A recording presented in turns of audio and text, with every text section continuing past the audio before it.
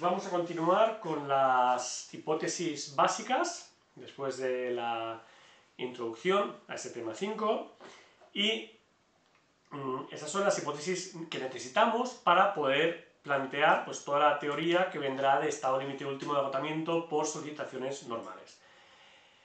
Son hipótesis que de hecho ya hemos ido comentando en la mayoría de ellas en otros temas, en el tema 4, y ahora vamos a repasar. Primero vamos a suponer una adherencia perfecta entre hormigón y acero. Esto es posible porque vamos a trabajar con acero con barras corrugadas. Si tuviésemos barras lisas, lo que vamos a ver aquí no sería... no funcionaría tal cual, ¿vale? Tenemos un mecanismo más de formación de arco, que veremos más adelante en el curso, pero no tendríamos el estado límite último de flexión tal y como lo conocemos.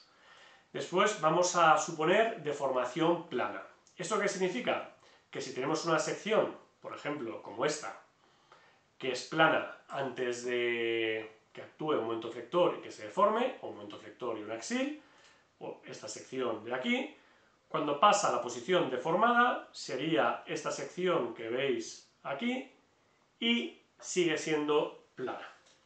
Esto es muy importante porque nos va a permitir plantear ecuaciones sencillas de compatibilidad de deformaciones. Por ejemplo, suponiendo que llamamos x a la profundidad de la fibra neutra, a la distancia del paramento superior hasta la fibra neutra le vamos a llamar x, le vamos a llamar d a la distancia del paramento más comprimido de hormigón hasta el centro de gravedad de la armadura, esto sería el canto efectivo, d, distancia del centro de gravedad de la armadura traccionada al paramento de hormigón más comprimido, y vamos a llamar d' la distancia del borde del hormigón comprimido a el centro de gravedad de la armadura que trabaja a compresión.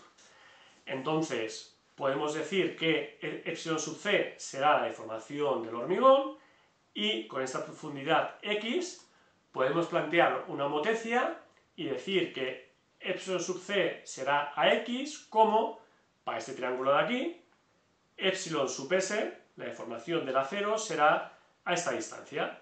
Y esta distancia, fijaros que no es nada más que d, que sería hasta abajo, menos x, d menos x.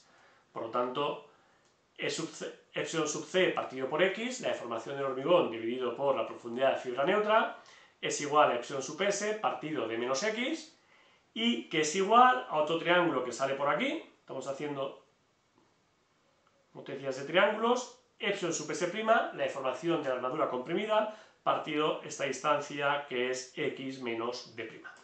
Entonces, gracias a la deformación plana y a la adherencia perfecta entre hormigón y acero, podemos utilizar estas igualdades que nos darían dos ecuaciones de compatibilidad.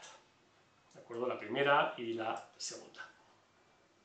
Además, vamos a tener que suponer unos diagramas tensión-deformación del hormigón y el acero. Estableceremos unos criterios de rotura, y esto es importante, del acero y del hormigón basados en deformaciones. Un material agotará cuando llegue a una deformación última, ¿de acuerdo? No cuando llegue a una determinada carga. Y después plantearemos a nivel seccional equilibrio entre esfuerzos, pues por ejemplo, entre el axil y el momento flector que vienen del análisis, y las resultantes de tensiones internas. Pues aquí tendremos unas tensiones de compresión en el hormigón, también tensiones en la armadura comprimida y tensiones de tracción en la armadura traccionada, y plantearemos equilibrio entre esos esfuerzos y las resultantes de estas tensiones. En cuanto a los diagramas tensión-deformación, ya hemos visto la deformación plana y la adherencia perfecta. Los diagramas tensión-deformación del acero, pues ya hemos visto que el código estructural permite utilizar un diagrama parábola-rectángulo, que en este caso tendríamos una parábola hasta una deformación del 2 por 1000 y luego una rama horizontal hasta un 3,5 por 1000, y también nos permitirá trabajar con un bilineal, un esquema bilineal, que en ese caso llegaríamos a la tensión máxima del hormigón de cálculo para un 1,75 por 1000, o podemos trabajar con un diagrama rectangular, que es el que nosotros utilizaremos en clase.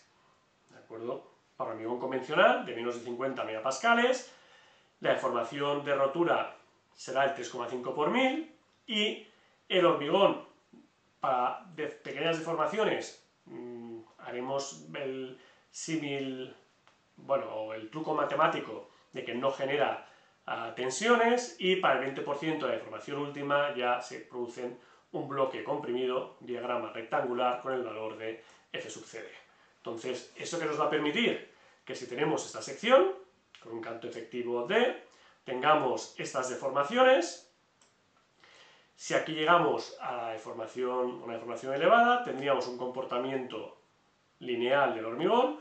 Podríamos poner aquí, para estas deformaciones, que aquí van 0, la tensión valdría 0, y aquí podríamos dibujar un diagrama parábola rectángulo o directamente un diagrama rectangular de profundidad igual al 0,8 veces x, siendo x la profundidad de la fibra neutra, es decir, un bloque rectangular de valor del 80% de todo el hormigón que está comprimido. Y igual a 0,8x.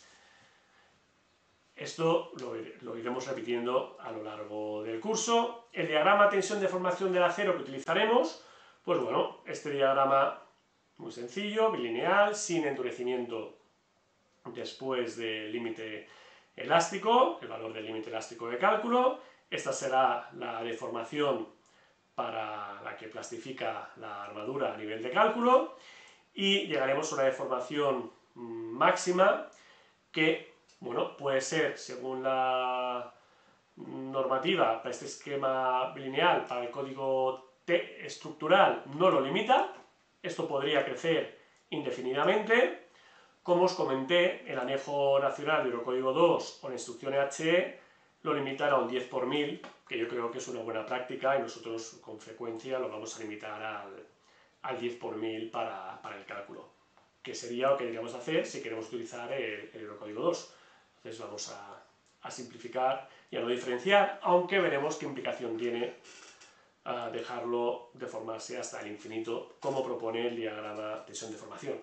No propone el código estructural que la armadura no rompa nunca y se pueda deformar al infinito, sino que lo que nos dice es que a flexión, suponiendo este diagrama, no llegará nunca a romper porque antes agotará el hormigón, ¿vale? Es lo que nos está diciendo un diagrama como el que vimos en el tema 4, que no tiene límite.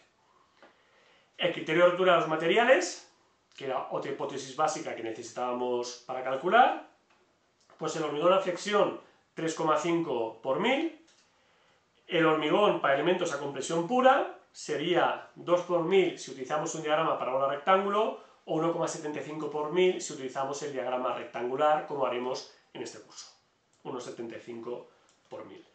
En la normativa anterior era siempre el 2 por 1000, y esto sí que ha habido aquí un pequeño cambio, pero bueno, 1,75 por 1000 para el diagrama rectangular. El acero, lo que hemos dicho, atracción, podríamos dejarlo sin considerar un límite de rotura. Si consideramos endurecimiento, podríamos ir a una deformación del 0,9 veces la que nos dice la tabla correspondiente para tensión máxima, o simplificadamente limitarlo mucho más a un 10 por 1000, que, como os he dicho, es una buena práctica. Esto va a ser atracción. El hormigón, el acero que tengamos dentro del hormigón a compresión, como material tendría un comportamiento simétrico, pero el hormigón no le va a dejar comprimirse tanto. Entonces, a compresión, si estamos a flexo-compresión, como el hormigón puede llegar al 3,5 por 1000, tenemos aquí, pues la armadura también podría llegar al 3,5 por 1000. Si estamos en compresión pura, la rotura, pues con el diagrama rectangular, estaría a un 1,75 por 1000 o a un 2 por 1000 con el parábola rectángulo, que de hecho para compresión simple, pues realmente los diagramas serían iguales. Y ya la última hipótesis básica es que podremos hacer equilibrio o plantear equilibrio entre esfuerzos y resultantes de tensiones. Los esfuerzos que provienen del análisis y las tensiones que tendremos a nivel seccional.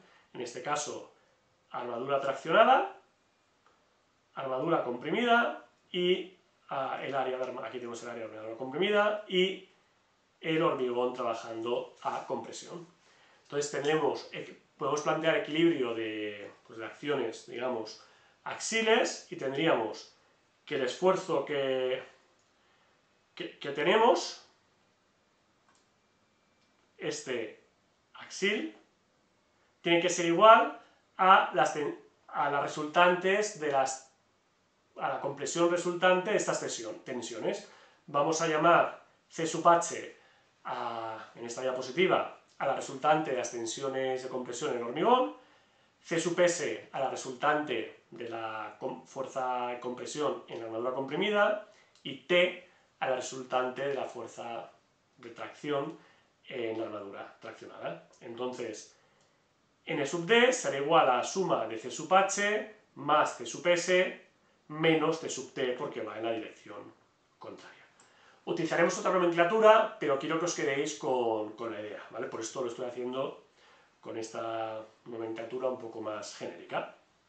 Y también podremos hacer equilibrio de momento flector. Por ejemplo, podemos hacer equilibrio respecto a un punto situado a nivel de la armadura traccionada, y de esta forma tendremos que el momento flector que actúa más el axil por esta distancia de aquí hasta el punto que calculamos el momento flector, E sub 1, momento flector más N sub D por E sub 1, es igual al equilibrio de momentos flectores que tenemos calculando aquí con las resultantes de tensiones, que será C sub s por la distancia entre las armaduras, que lo hemos llamado Z sub s, más la resultante en el hormigón por la distancia de aquí hasta el centro de gravedad de este diagrama parabólico, por ejemplo, que sería Z sub h. Entonces vamos a plantear continuamente este equilibrio. Y con esto llegamos al diagrama de pivotes, que ya va a ir a otro vídeo. Sobre todo, a repasar estas hipótesis básicas, porque van a ser fundamentales para lo que veremos en los siguientes apartados. Muchas gracias por vuestra atención.